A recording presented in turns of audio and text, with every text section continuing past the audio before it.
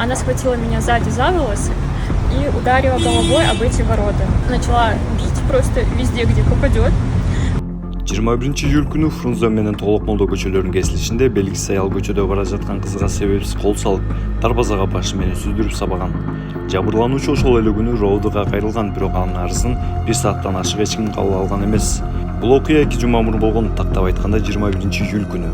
Бирок кылмышкер дагы деле табылган жок. Мындан улам эмне үчүн кол салган аял али да кармалган элек деген суроо жаралат. Же Кыргызстанда кылмышкерлерди табуу кыйынга турабы? Это все произошло в числах 20 июля.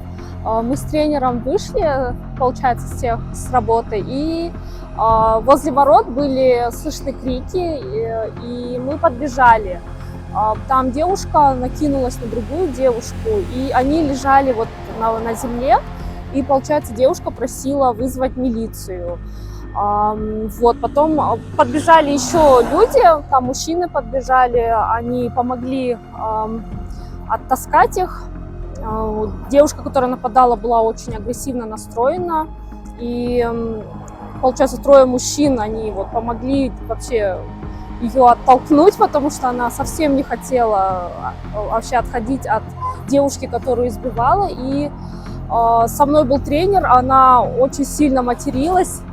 И она даже на него, несмотря на его возраст, она его обматерила. Вот, потом я вызвала милицию, и девушка ушла в парк, нападавшая.